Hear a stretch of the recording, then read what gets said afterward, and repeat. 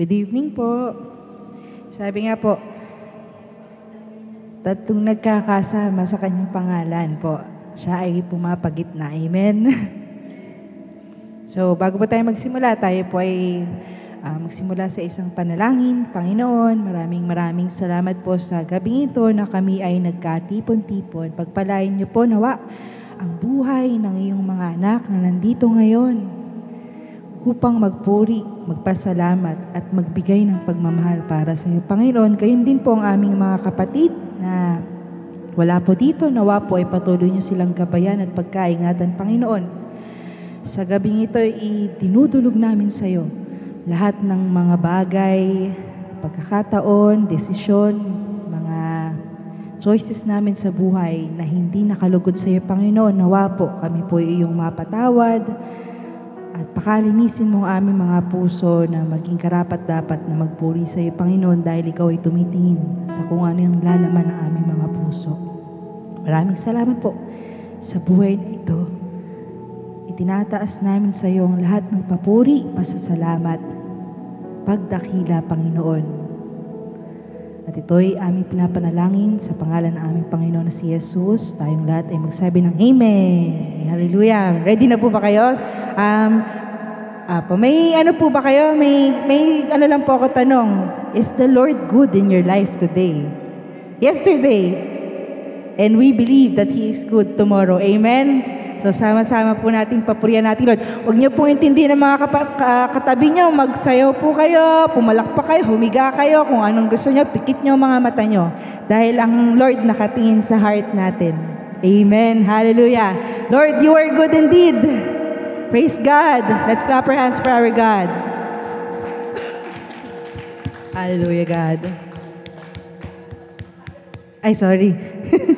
Okay na. Live tayo. Hallelujah, God. Indeed, you are good in our lives. Lord, you are God. Hallelujah.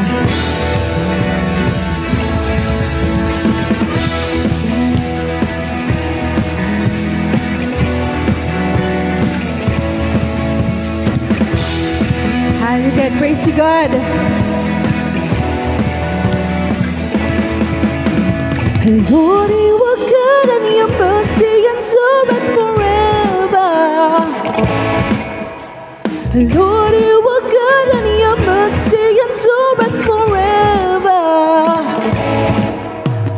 People from every nation and tongue, from generation to generation, we worship you.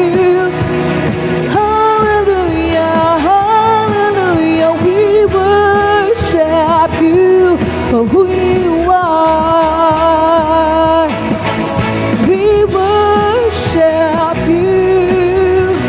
Hallelujah, hallelujah. We worship you for who you are. Let's declare, you are God. Yes, Lord, you are good.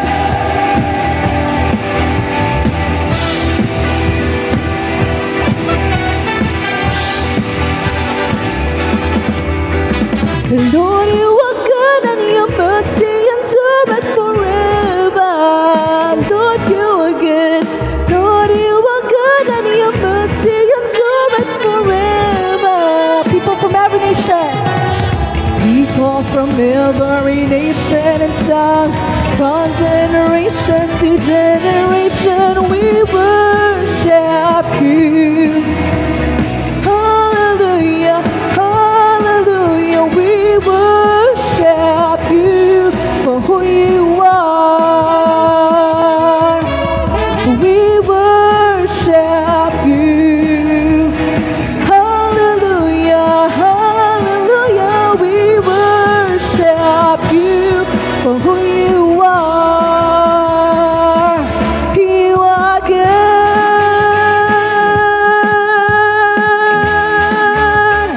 Yes, you are, yeah.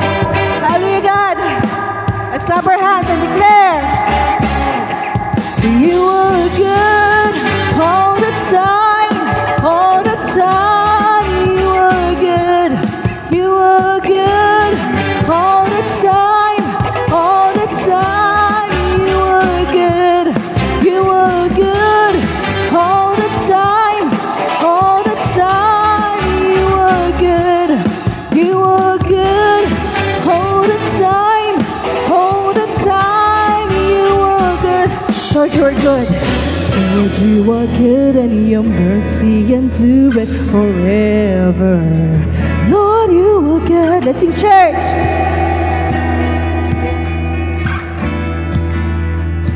People from every nation. People from every nation and tongue, from generation to generation. Yes, Lord.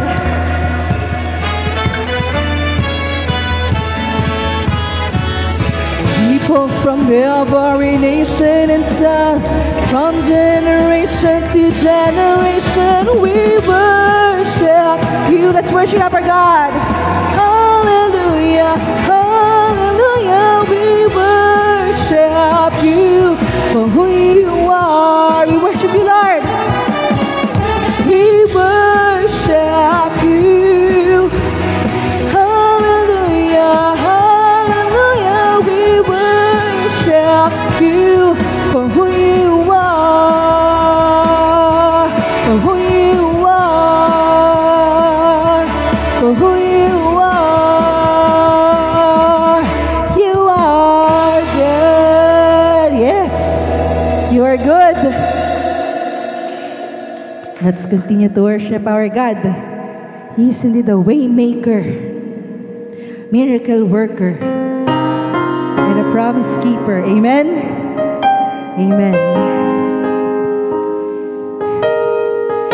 Yes, Lord, para sa lahat ng pangako na tinupad mo at pangakong tutuparin mo pa. Mga imposibleng bagay na ginawa mong posible sa aming buhay. Thank you, Lord.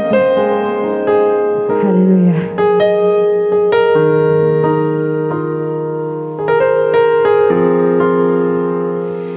You are here, moving in our midst. I worship you. I worship you. You are here, working in this place. I worship you. I worship you. You are here.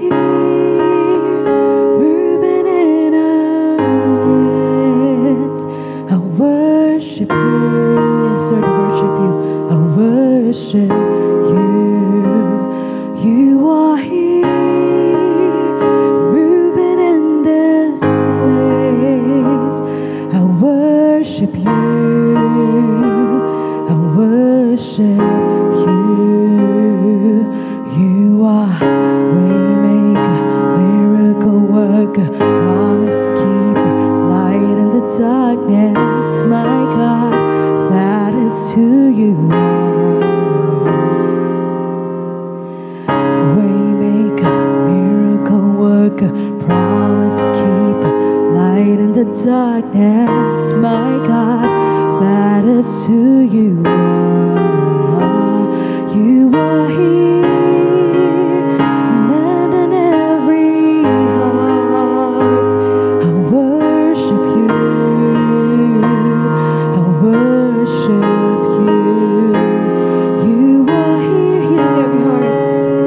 Healing every heart. I worship you. I worship you. You are here, touching every heart. Touching every heart. I worship you. I worship.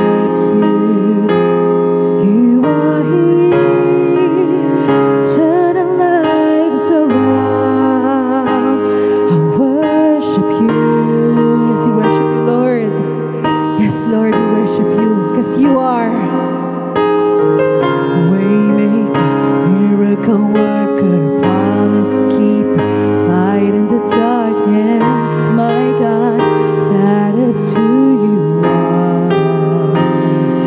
You are waymaker, miracle worker, promise keeper, light in the darkness. My God, that is who you are. That is who you are. That is who you are. That is who you are.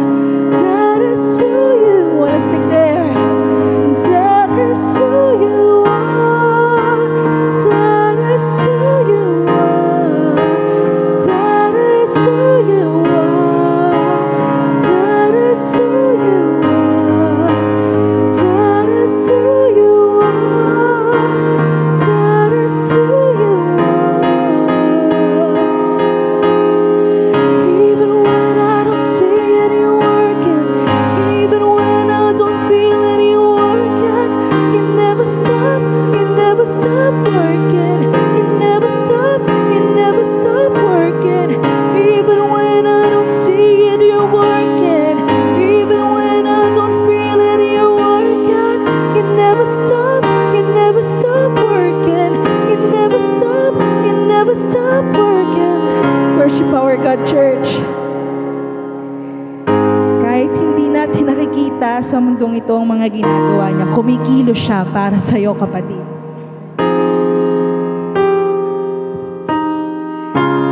Waymaker, miracle worker, promise keeper, light in the darkness, my God, that is who you are. Waymaker, miracle worker, yes, Lord. That is who you are. That is who you are. That is who you are. That is who you are. That is who you are. Yes, Lord, you are our way maker, a miracle worker and a promise keeper, Panginoon. We will abide in you, trust you, Panginoon, and above all, we will love you with all of our hearts, Panginoon. And this we pray in the mighty, powerful, glorious, and mighty name of our Lord and Savior, Jesus Christ. And all shall say, Amen. Hallelujah.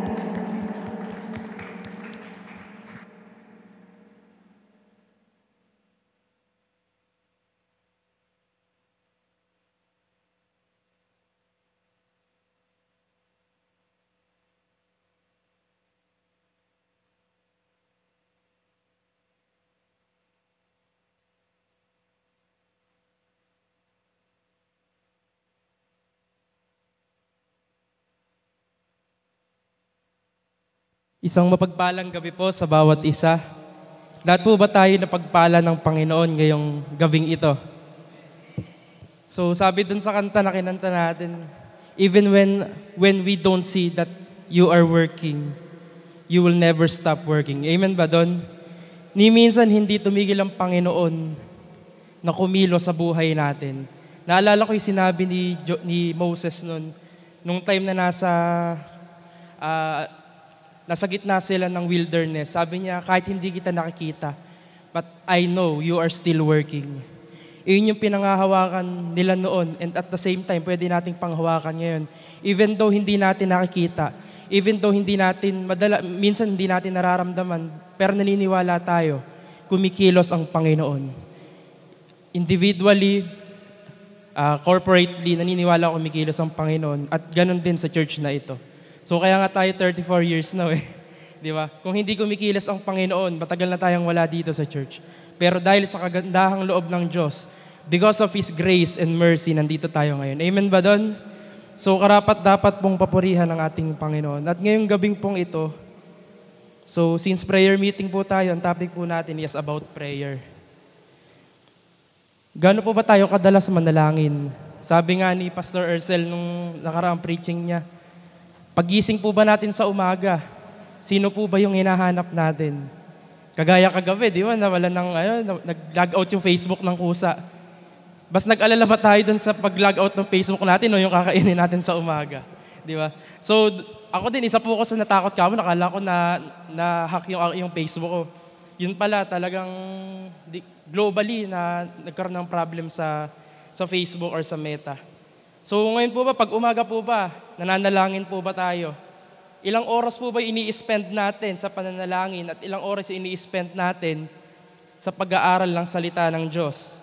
Or kung ano ba ginagawa natin everyday sa buhay natin? Naglalaan ba tayo ng oras sa mga bagay na para sa Panginoon? Di ba? So ngayon po, ang topic po natin is about Matthew chapter 6 verse 5 to 15. So bago po ang lahat, tayo po'y muling yumuko at manalangin. At hingin natin yung gabay ng ating Panginoon sa ating pag-aaral ngayong gabing ito. Ama naming Diyos na makapangyarihan sa lahat, na lumikha ng langit at ng lupa, ng mga ibon sa himpapawid, Panginoon, at sa mga hayop na lumalakad, Panginoon. At ganon din, Panginoon, sa mga isda, Panginoon, o sa mga laman dagat, Panginoon. At nagbigay ng buhay para sa amin, Panginoon. Kami po'y nagpupuri sa iyo at nagpapasalamat. At una sa lahat, Panginoon, patawarin niyo kami sa aming mga pagkakamali, pagkukulang, Panginoon. na nagawa namin sa aming mga buhay. At kung Panginoon, madalas nagdududa kami sa kapangyarihan mo, Lord, kahit hindi ka namin nakikita, Panginoon, bigyan mo kami ng pananampalataya na naglilingkod kahit hindi ka namin nakikita, Panginoon. And that faith, sabi nga sa Biblia, Panginoon, sabi yung sa iyong salita, yung pananampalataya na yun, even kasing liit lamang ng mustard seed, Panginoon, ay malaki na yung magiging ambag nito, Panginoon, sa buhay namin bilang mga anak mo. At Panginoon, patuloy kami magpupuri sa iyo because we believe that you are a great God. At Panginoon, turuan mo kami na dumepende sa iyo at sa iyong salita lamang, Panginoon. At pinasasalamatan ka namin, Panginoon. Sa iyo lamang po lahat ng papuri, parangal at pagsamba sa tanging pangalan ng aming Panginoong Hesus. Ang lahat po ay magsabi ng Amen. So, ayan po, Matthew chapter 6, verse 5 to 15. So, sabi po dito, kapag nananalangin kayo, huwag kayong tumulad sa mga mapagkunwaring mahilig silang manalangin nakatayo sa mga sinagoga at sa mga kanto upang makita ng mga tao. Tandaan ninyo, tinanggap na nila ang kanilang gantimpala.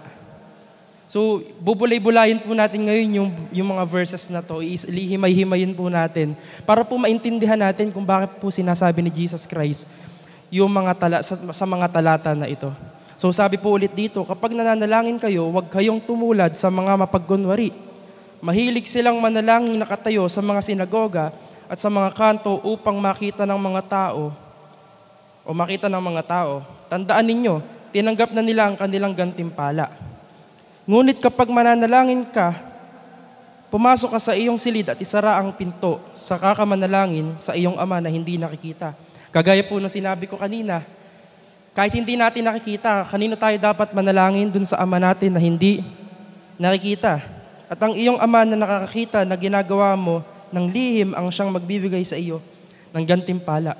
So wala po palang iba kundi ang ating Panginoon o ang Ama ang nagpapala sa atin. Siya po yung nagbibigay ng ating mga pangangailangan.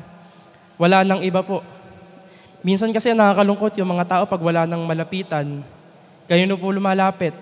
Sa 5-6, di ba? Sa utang, sa mga Bombay, ayan, mga nagpa 5-6 nga.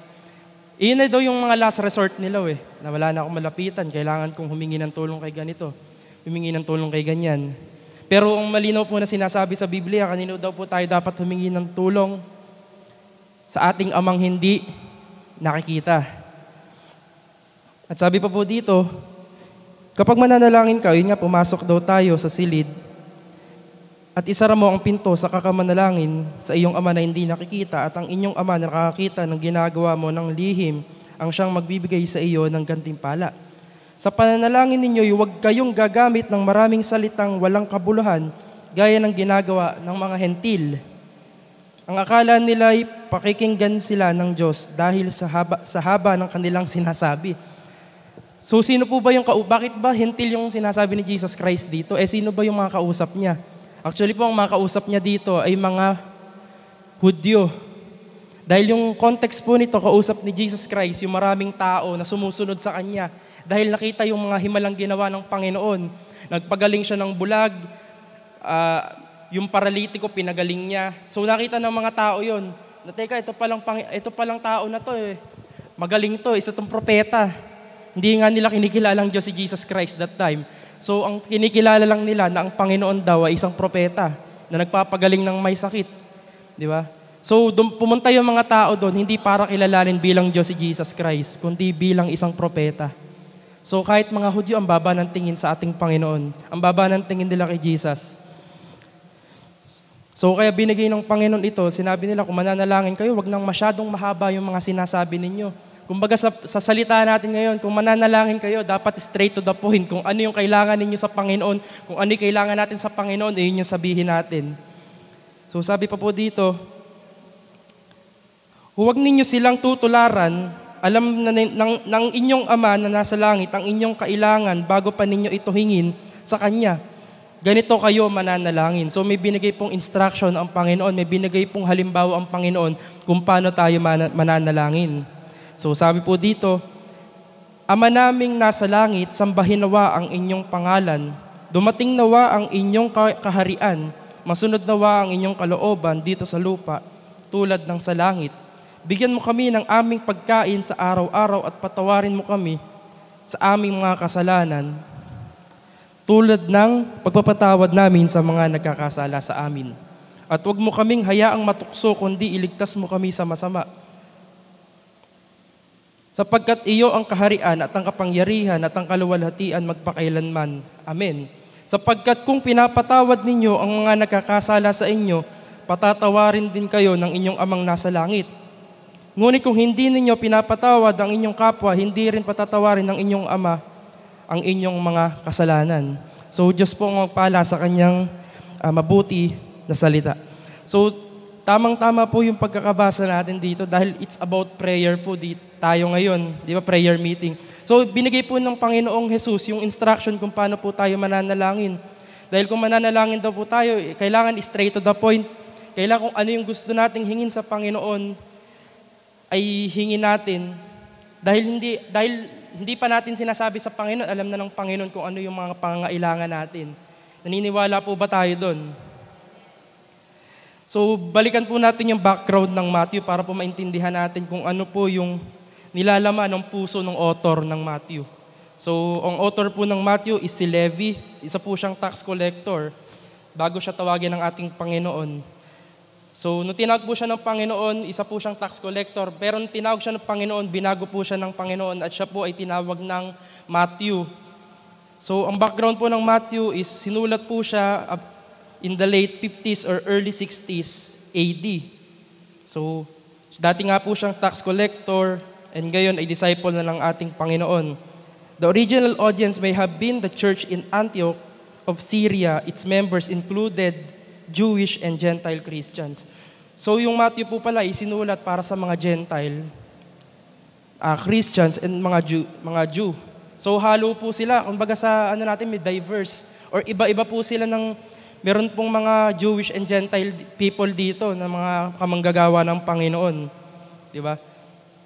So, pinakilala po si Jesus Christ dito, sa tema ng Matthew, is si Jesus Christ po ay Jesus Christ, the King of Israel, is the Son of God. So, kung ayun po yung tema niya, pinakilala po na si Jesus Christ po ay hari ng Israel at anak po ng Diyos. So, kung may magtatanong po sa atin, sino ba si Jesus Christ? Tao lang ba siya? Hindi po. Mabasahin po natin yung Matthew. Hindi lang po siya 100% na tao.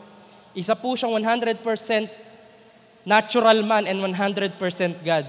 Hindi po yun pwedeng alisin. Hindi po yun pwedeng magka-contradict. Dahil naniniwala po tayo na kung tayo niligtas ng Panginoon, maniniwala po tayo at naniniwala tayo na si Jesus Christ po ay 100% man and 100% God. Dahil marami po nagsasabing sect at denominasyon na si Jesus Christ na po ay tao lang. Pero sa dinami-dami po ng tao na namatay, hindi na muling nabuhay. Pero yung isang Kristo na namatay at muling nabuhay, binigyan tayo ng buhay. Amen ba doon?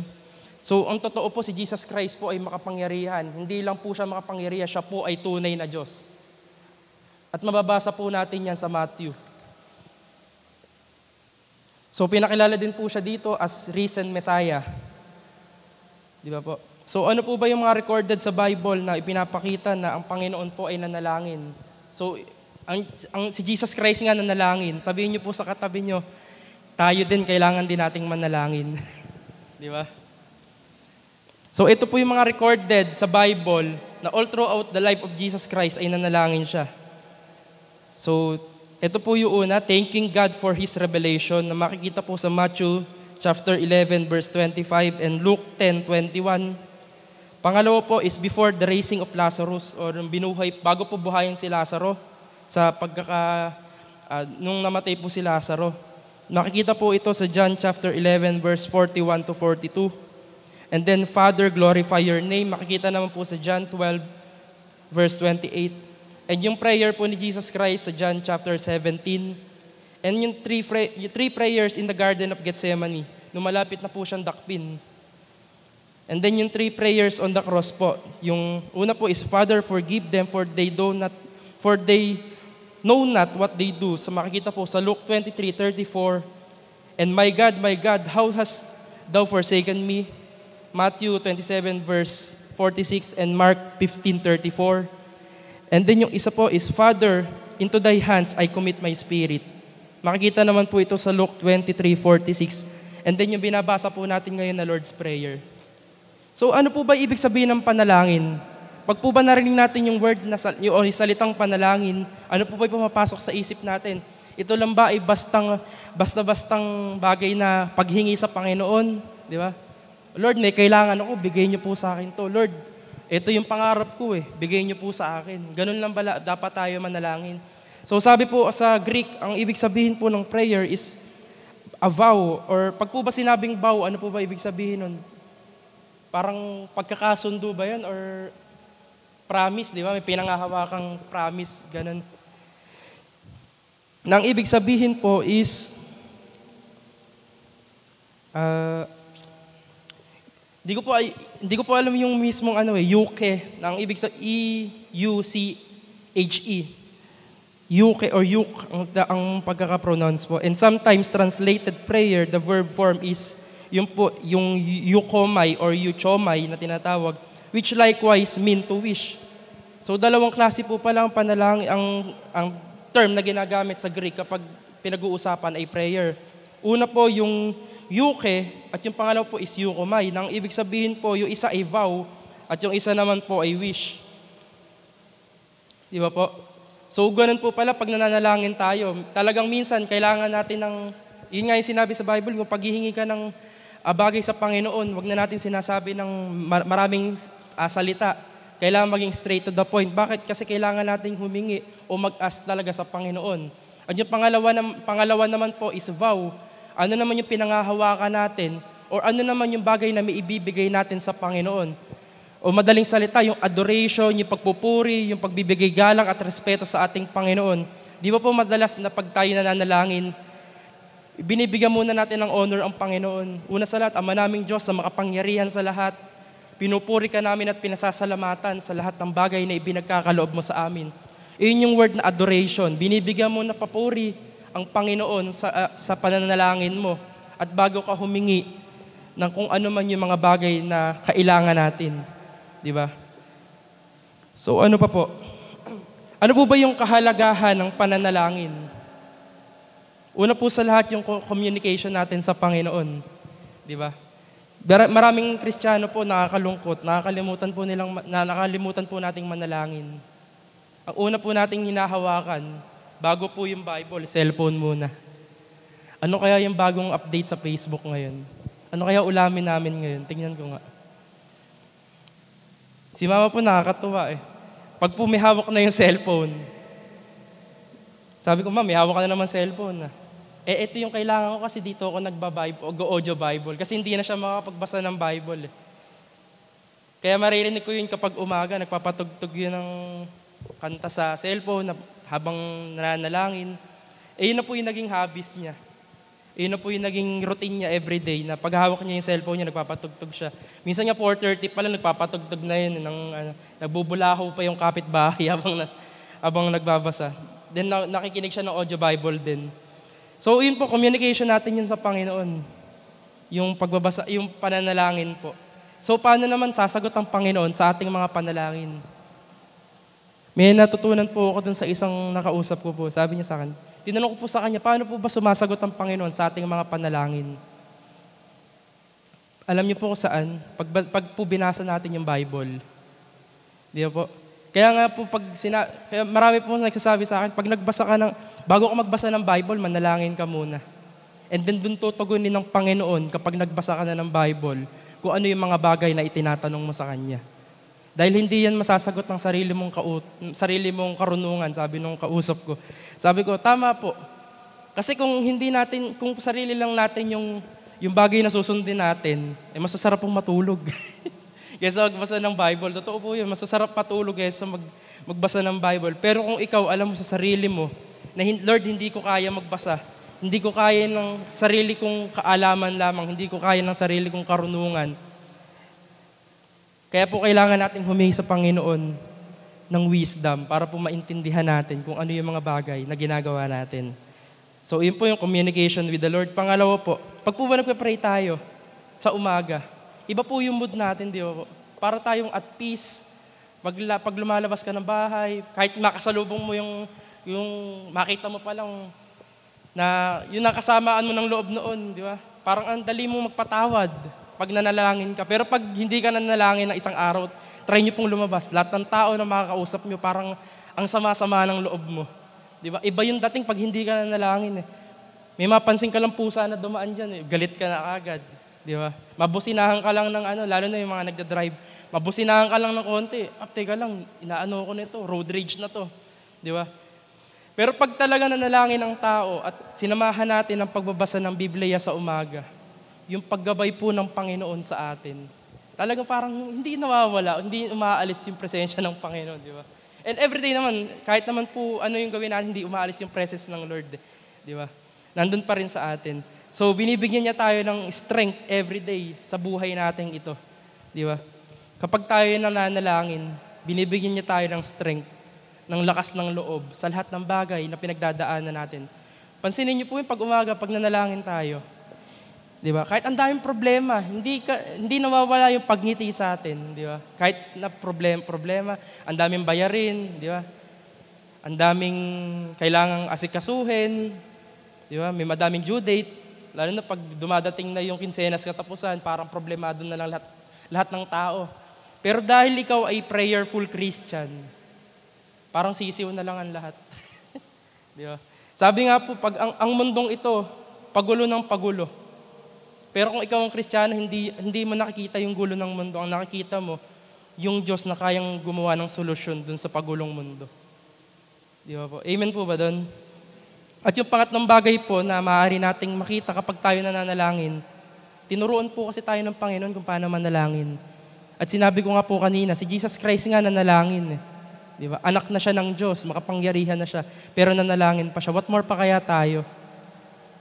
What more pa kaya tayo na hindi natin kayang iligtas yung sarili natin? Di ba? So, sabi po dito, sabi po dun sa isang Facebook post na nakita ko, a Christian who does not pray is like a prince in beggar's clothes who stands but a few inches from his father's throne and yet does not ask. Para ang isang Kristiyano daw po na hindi nanalangin, para daw pong isang pulubi, isang prinsipe o prinsipe na nakasuot ng pangpulubing damit na nakatabid, malapit siya dun sa trono ng tatay niya, pero hindi siya humihingi ng kahit ano sa tatay niya. Di ba po? So kung titingnan natin dito sa binasa ko, a Christian who does not pray is like prince in beggar's clothes who stands but a few inches from his father's throne and yet does not ask. Parang ang tingin ko dito mayabang na tao. Pag hindi tayo nanalangin, parang ang proud natin sa sarili natin na hindi ko kailangan ng Diyos, hindi ko kailangan manalangin. Kaya po tayo nanalangin, una sa lahat, para po humingi tayo ng gabay sa Panginoon, ng tulong sa Panginoon, sa araw-araw nating pamumuhay. At kung Kristiyano po tayo, at kung tayo tunay na anak ng Diyos, lagi po tayo dapat manalangin. Dahil ang sinasabi nga, a prayerless Christian is not a Christian. Dahil kung ikaw ay Kristiyano, kumbaga sa isang tao, or sa basketball player, meron siyang tinatawag na signature shoes. Na kung yun yung pagkakilala niya, pag meron siyang signature shoes, tayo ang pagkakilala natin bilang Kristiyano, nananalangin tayo at nagbabasa tayo ng salita ng Diyos. Pero kung mawala pa yung dalawang bagay na yun sa buhay natin, mako-consider pa po ba tayong Kristiyano? O by title na lang po? Di ba? So yun po yung mag-remind sa atin ngayon na si Jesus Christ nga nanalangin. Tayo pa ba na mga anak niya? Tayo pa ba na mga anak ng Diyos ang hindi manalangin? Yun po yung lagi nating itatak sa puso natin na hindi lamang every prayer meeting tayo dapat manalangin, kundi every day of our lives. We need to pray. Di ba? Yun lamang po, napakaikli lang po ng ating pinag-aralan ngayong gabing ito. Pero naniniwala po ako, malaking impact po ito sa ating mga buhay. Dahil isa po itong reminder sa bawat isa na baka may nakakalimot ng manalangin, baka may nakakalimot ng humingi, dumulog sa Panginoon. Dahil ang panalangin po hindi lang naman paghingi sa Panginoon ng mga kailangan natin. Di ba? Meron po ako isang kwento bago po ako matapos. Meron po magkapit-bahay, yung isa Christian at yung isa hindi naniniwala sa Panginoon. Galit na galit yung sabihin na nating atheist, nagagalit yung atheist. Lagi na lang, thank you Lord, yung naririnig ko sa kapitbahay ko na to. Thank you Lord, salamat po Panginoon. Laging iyon daw yung naririnig dyan sa tao na yun.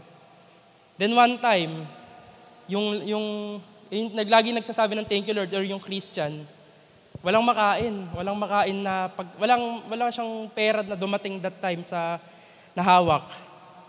Nakita ngayon nung lalaki na atheist, sabi niya, nako, eto, walang pera to. Wala tong makakain ngayon. Bibili ako sa grocery, tapos ilalagay ko dun sa bahay niya. Ilalagay ko dun sa harap ng bahay niya. Ngayon, nakita nung lalaki, nung Christian, na may pagkain dun, may grocery dun sa harap ng bahay niya. At pinapakinggan ngayon nung atheist yung atheist, kung ano yung sasabihin ng tao na yun, kung magpapasalamat pa din ba to sa Diyos kahit na walang-wala na siya. Alam niyo po, paglapit nung Christian sa pinto, nakita niya, Thank you Lord, kasi nag-provide ka kahit wala ako. May ginamit kang tao na magbibigay sa akin. Sabi niya, hindi galing sa Diyos yan, sa akin galing yan, pinamili ko yan. Thank you Lord pa rin kasi alam ko, kahit na yung taong hindi naniniwala sa Diyos, ay gagamitin ng Diyos para pagpalain ako. So, ano po yung makikita natin doon na bagay? Kahit na kwento lang yun, di ba? Nang Diyos po, hindi tayo pinababayaan. Di ba? Hindi tayo iniiwan ng Panginoon. Sa simpleng thank you Lord lang nung tao na yun, grabe yung impact na pinakita ng Diyos sa buhay niya. And even though dun sa tao na hindi natin ine-expect na gagamitin ng Lord, ginamit niya. Di ba po? And besides, kung totoong nangyari yun, baka yung tao na yun, hindi na siya atheist sa pagkakataon na to. Dahil nakita niya yung kapangyarihan ng Diyos. Na oo nga, ginamit ako ng Lord para i-bless yung tao na to.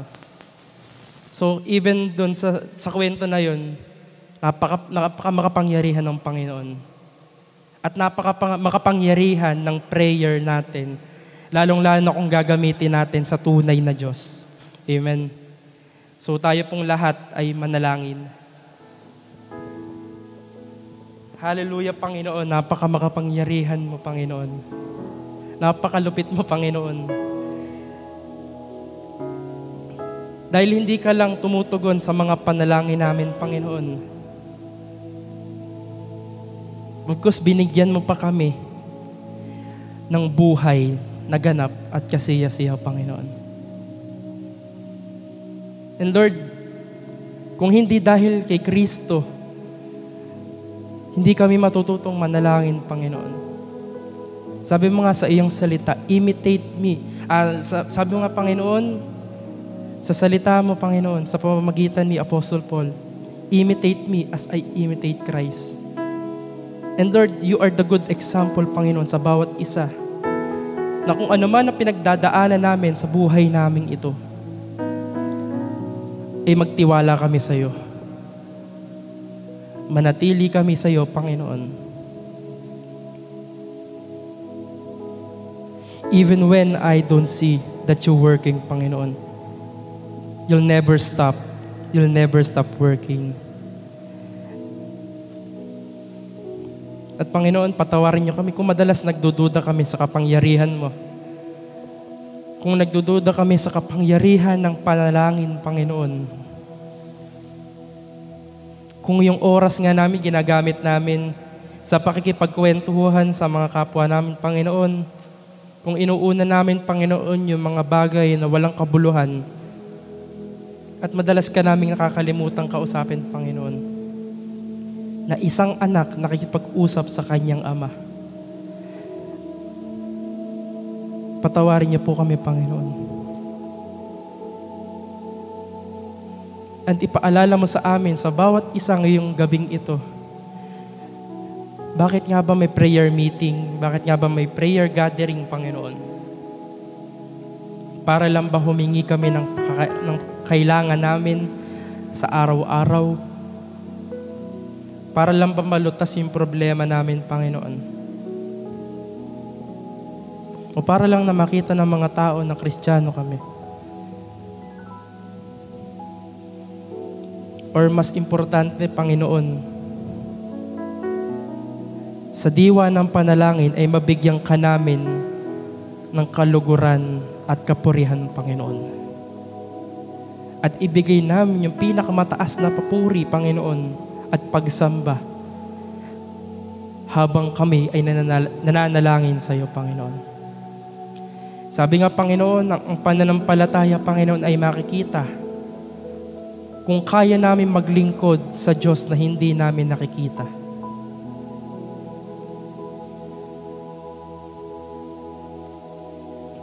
And naniniwala kami, Panginoon, kung ganun yung estado ng aming pananampalataya.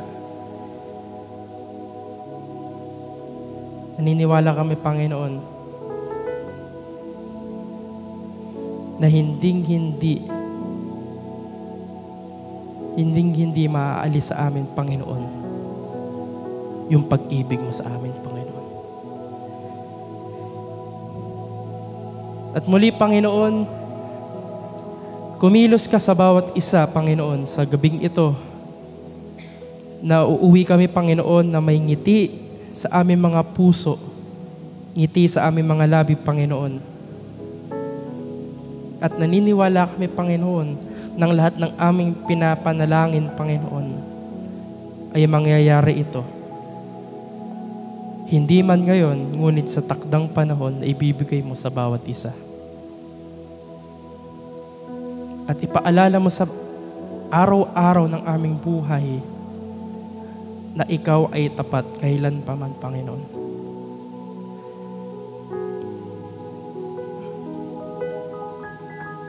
At huwag niyo pong hayaan na maging prayerless Christian kami, Panginoon. Hayaan niyo po na maging prayerful Christian kami.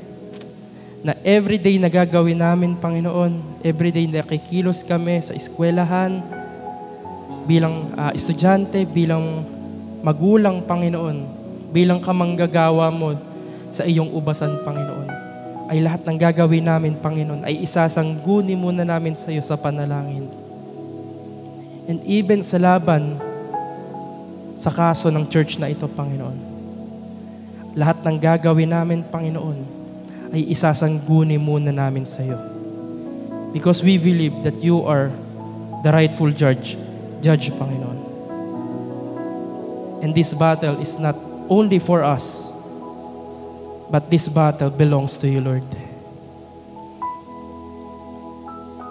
At naniniwala kami, Panginoon, na yung 34 years, Panginoon, ng church na ito ay hindi lamang number, Panginoon. And we believe this is quality, Panginoon. Hindi kami nakatingin, Panginoon, sa quantity lang or sa dami lang ng miyembro. But Lord, tumingin kami sa quality of our heart, Panginoon. If we producing sa dami lang ba? Pero Lord, mas importante yung dalisay at purong pagsamba sa iyo, Panginoon. Because we didn't serve napaputyo-putyong Diyos, Panginoon. Dahil naglilingkod kami, Panginoon, sa perpekto at makapangyarihang Diyos. So Lord, pinapanalangin po namin ang aming pagsamba ay maging puro at dalisay sa iyong harapan, Panginoon. Maging mabangong samyo ito sa iyong harapan, Panginoon. At ang aming mga panalangin, Panginoon, naniniwala kami ay dininig mo na. Individually, corporately, Panginoon. And especially, lalo na kung kami nananalangin as church, Panginoon. At muli po namin binibigyan ng kaluwalhatian ang iyong kapangyarihan, Panginoon, ang iyong pangalan sa lugar na ito. To you be the highest praises, honor, adoration, In the mighty name of our Lord Jesus Christ, everybody say, Amen and Amen. Sa Diyos po ang kapurihan sa gabing ito.